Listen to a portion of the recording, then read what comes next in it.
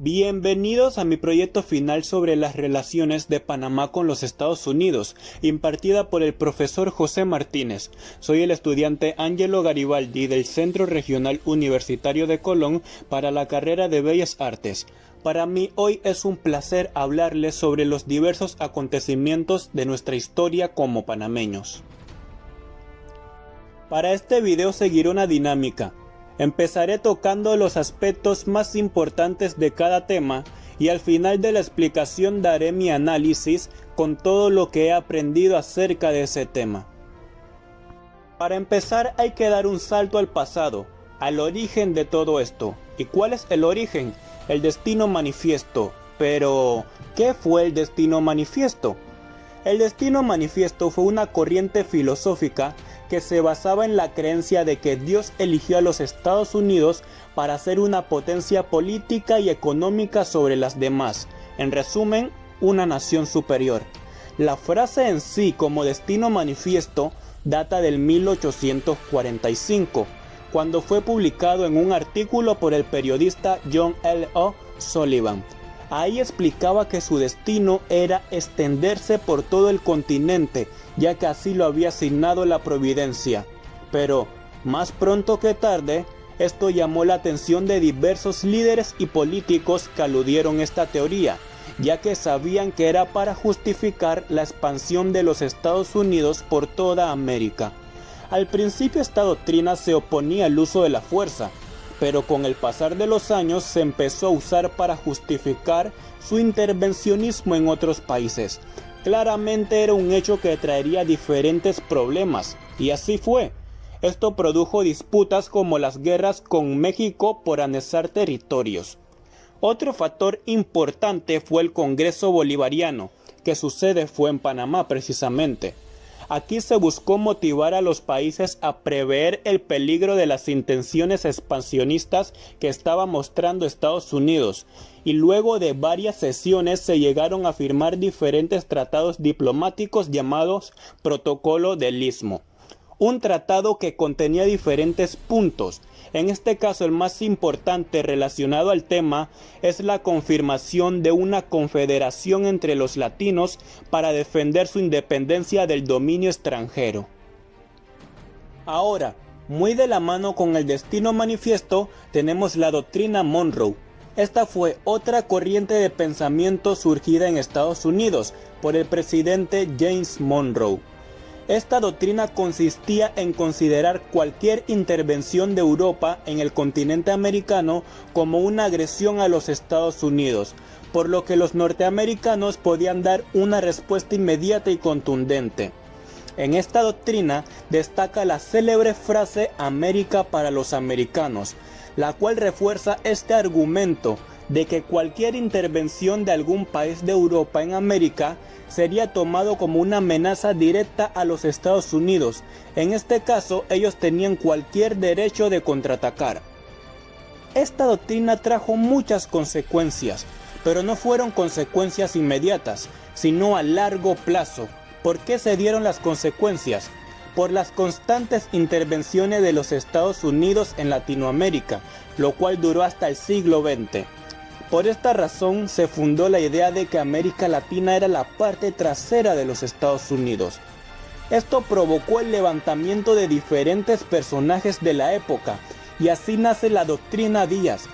Esta doctrina fue dada por el presidente mexicano Porfirio Díaz, como respuesta a la doctrina Monroe. En dicha doctrina se anuncia que todos los pueblos tienen libertad absoluta de escoger su futuro y gobierno, sin que otra nación se entrometa. El análisis. Analizando el tema, he llegado a la conclusión de que esta doctrina junto a la del destino manifiesto han sido corrientes creadas por los propios americanos para justificar su expansionismo por América. Un expansionismo que a futuro tendría muchas consecuencias, como las diversas guerras entre países contra los Estados Unidos para conseguir su libertad. Como siguiente punto, veremos la fiebre del oro de California y el ferrocarril de Panamá. He decidido juntar estos dos temas ya que tienen mucha relación entre sí. La fiebre del oro de California fue un fenómeno social que se dio cuando James Marshall encontró oro en California. La noticia del oro trajo aproximadamente 300,000 personas a California, desde el resto de los Estados Unidos y el extranjero. Esta tiene relación directa con el destino manifiesto por el expansionismo americano y su lucha con México por territorios, ya que California era un estado de México, pero estaba invadida militarmente por Estados Unidos. Eso causaba que cualquiera que llegara pudiera tomar el oro, ya que no había legislación en el lugar. También posee relación directa con Panamá, ya que era el país la vía para llegar del este de Estados Unidos a California. Algo mucho más práctico que rodear el Cabo de Horno por Argentina. Eso hizo que el interés de Estados Unidos por usar a Panamá como un lugar de tránsito aumentara. Y con el Tratado Mayarino-Biclac se crea una ley para que Estados Unidos pueda transitar libremente por Panamá. Gracias a esto se crea el ferrocarril de Panamá, el Panama Railroad. Con este ferrocarril, los norteamericanos podían cobrar por el tránsito de todo el que lo usara, y ellos tendrían libre uso, lo que les daba más facilidad de movimiento. El ferrocarril se construyó tras muchas dificultades, ya que murieron miles de personas por enfermedades, como la famosa fiebre amarilla, que en esos tiempos era bastante desconocida. Incluso suicidio de personas y dificultades económicas que se le presentaron a los Estados Unidos para lograr construirlo. Muchas adversidades que pudieron haber hecho que se cancelara el proyecto, pero se pudo culminar y en su época se convirtió en uno de los ferrocarriles más rentables, ya que era uno de los que más demanda tenía y era de los más transitados del mundo. El análisis. La fiebre del oro fue un punto de quiebre importante para Panamá. Ahí se empezó a ver la importancia de su posición geográfica para el mundo. Esto hizo que a futuro se le tuviera en cuenta para diferentes proyectos, culminando en uno de los más grandes de la historia del mundo, la construcción del Canal de Panamá. Ahora veremos las rivalidades anglosajonas. Para hablar de las rivalidades anglosajonas, debemos tocar dos tratados importantísimos. Estos son el Clayton-Bulwer y el High-Pauncefote. El tratado Clayton-Bulwer fue firmado en 1850 por Estados Unidos y el Reino Unido. El objetivo de este era neutralizar las influencias de ambos sobre Centroamérica. Esta disputa entre los dos países se da ya que el Reino Unido era poseedor del territorio de la Costa de los Mosquitos en Nicaragua, que para esos tiempos se consideraba mejor ruta que Panamá para construir un canal.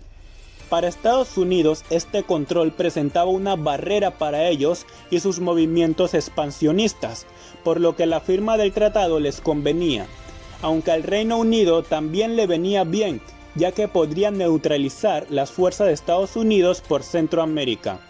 Pero todo esto fue un juego estratégico de cara al futuro por parte de los norteamericanos, y así años después, en 1901, nace el tratado High-Pauncefote, firmado nuevamente por Estados Unidos y el Reino Unido.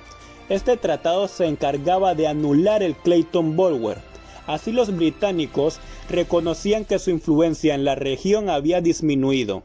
Por otro lado, fomentaba la amistad con Estados Unidos, ya que era un aliado a tener en cuenta, y esto le permitía a Estados Unidos el derecho de construir un canal interoceánico a lo largo de América Central, acto que concretarían 2 años después con el Canal de Panamá.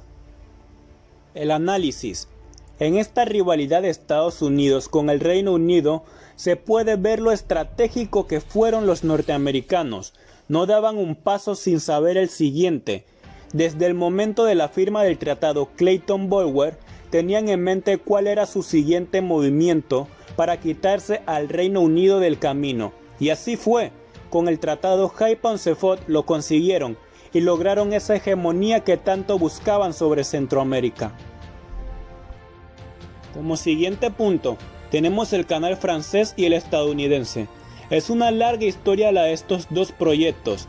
A grosso modo, Todo comienza con la disputa de Estados Unidos y Francia en el siglo XIX por la construcción en tierras panameñas. Ambos se aventuran y mandan exploradores para que investiguen el área. Más temprano que tarde se darían cuenta de lo peligroso que era. Diversas enfermedades, un clima hostil, le costaron la vida a algunas personas que fueron hacia allá. Debido a esto, Estados Unidos echaría para atrás y desechó la opción de un canal por Panamá para centrarse en Nicaragua. Sin embargo, los franceses comandados por Ferdinand de Lesseps no se echaron para atrás. Llegados a este punto, se hizo una reunión en Francia, en la que había representantes estadounidenses, en la cual se escogería la mejor opción para construir un canal. Estados Unidos presentó su canal nicaragüense y mostró todas las dificultades de construir un canal en Panamá, pero los franceses presentaron igual el canal de Panamá como una obra posible. Puestas las dos opciones sobre la mesa, se decide elegir el canal francés, la opción del canal en Panamá. Y aquí empieza la historia del canal francés, mientras que los norteamericanos se desvinculan del canal temporalmente. El canal francés fue un fracaso total. Hubieron muchos atrasos en como enfermedades que empezaron a matar a los trabajadores y supervisores, terremotos y tormentas que destruyeron parte de la obra y causaron más muertes, y la renuncia de muchos trabajadores que temían por su vida, también los constantes problemas económicos. Llegó a un punto en que los franceses ya no querían saber nada sobre el canal y solo buscaban vender las obras ya hechas a los Estados Unidos, de la mano de Philippe Bunau-Varilla. Y así fue. Los norteamericanos pretendían hacer el canal de Nicaragua. Sin embargo, una erupción volcánica en Martinica en los tiempos de planeación fue suficiente para que Varilla armara un plan estratégico y convenciera al Senado de que era mejor opción el canal en Panamá. Y ahí empieza el canal de Panamá, el cual fue clave para el país, ya que por las guerras de los 1000 días la Gran Colombia aún estaba unida a Panamá, y ésta rechazó la petición de construcción del canal.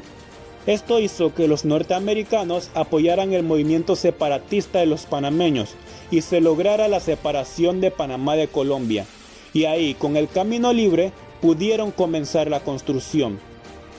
En la construcción del canal de Panamá destacan nombres como William Gorgas, médico estadounidense quien construyó potabilizadoras, alcantarillados y erradicaría la fiebre amarilla, uno de los problemas principales del fracaso francés.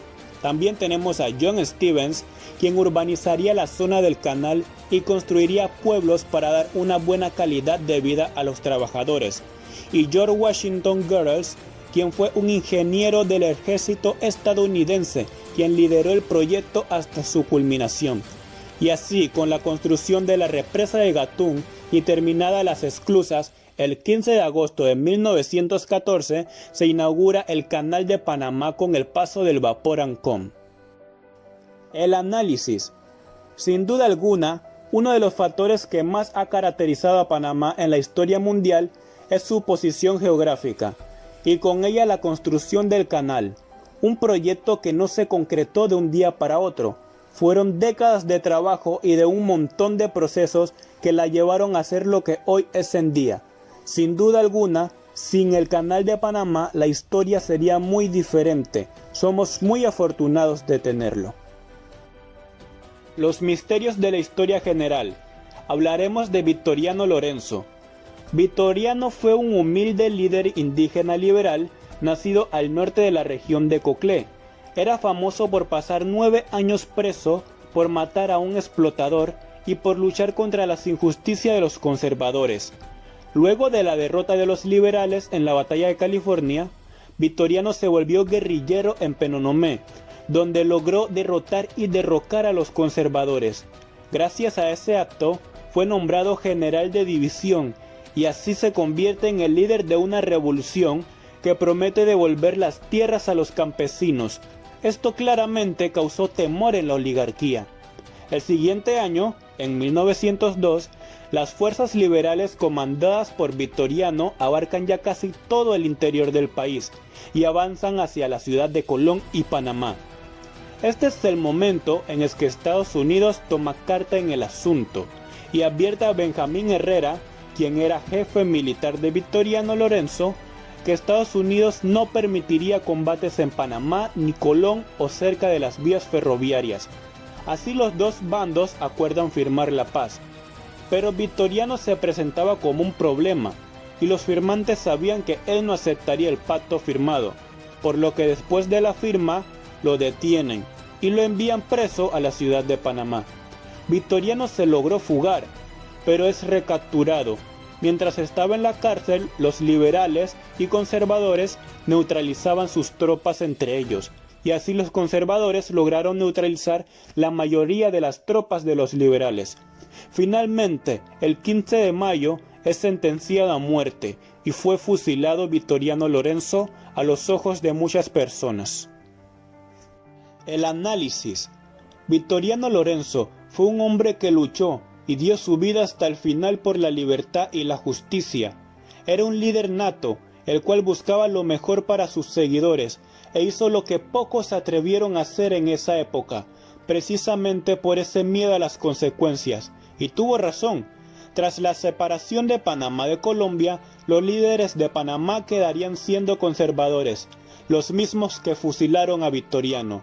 Gracias a Omar Torrijos, años después, rescataría la imagen de Victoriano como un héroe de la historia panameña. Como siguiente punto, tenemos la separación de Panamá de Colombia, la historia más popular. Esta se debe a dos razones fundamentales: el abandono al que los colombianos sometían al Istmo de Panamá y que Estados Unidos viera la importancia de la posición geográfica de nuestro país y sus deseos por construir el Canal de Panamá. Su apoyo en la consolidación de nuestra separación fue contundente. Al Estados Unidos querer construir un canal, Colombia se negó. En reacción a eso, Estados Unidos respaldó a Panamá en sus intentos separatistas, logrando así el 3 de noviembre de 1903 que Panamá logre alcanzar por fin su separación de Colombia. La ejecución del plan separatista estuvo a cargo de Don Manuel Amador Guerrero, quien fue la persona que viajó a Estados Unidos en busca de apoyo. Los rumores y los informes que indicaban que algo se estaba forjando en Panamá dio lugar a que Colombia movilizara el batallón de tiradores desde Barranquilla. Por su parte, Panamá logró unir fuerzas con el comandante del ejército colombiano, el general Esteban Huertas, quien estaba en Panamá desde hace unos meses. En ese momento, los panameños se reúnen para planear su estrategia de ataque y logran separar a los líderes colombianos de las tropas restantes y así negociar con ellos para que se retiraran. El 3 de noviembre, los líderes colombianos aceptan el billetazo y así se concreta la separación de Panamá de Colombia y se declara a Manuel Amador Guerrero como el primer presidente de la República de Panamá. Sin embargo, aún quedaban las tropas colombianas en Colón, y el 5 de noviembre, cuando éstas se retiran, se logra la consolidación de la separación de Panamá de Colombia. El análisis. La historia de nuestra separación, la verdad, tiene muchos matices y diferentes versiones. Esta solo es una de ellas, pero es la más popular, la que nos enseñan en el colegio. Y tomando esta como referencia, podemos ver la importancia que Estados Unidos tomó en nuestra separación. Sin duda, su apoyo fue indispensable, y aunque ellos lo hicieron por el interés de la construcción del canal, ya que los beneficiaba, lograron marcar un antes y un después en nuestra historia. Como último punto, tenemos la verdadera historia de la separación. Aquí quiero tocar la versión ecléctica de la historia, pero no tocaré aspectos generales, sino que entraré de lleno con el análisis. Pero para analizar esta parte, debemos estar claros con el significado de eclecticismo. Esta se define como una manera de pensar o actuar intermedia, en la cual no se favorece ningún bando de la conversación, es decir, un punto neutro.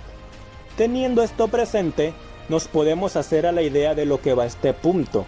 Y para dejarlo más claro, la versión ecléctica de la separación es una mezcla entre la leyenda dorada y la leyenda negra de la historia, que son las dos contrapartes.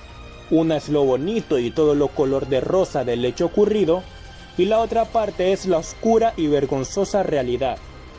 El punto de esta versión es que los intereses norteamericanos y los fines de la oligarquía panameña justifican el hecho de la separación el 3 de noviembre de 1903. Pero, ¿por qué tienen ese punto de vista?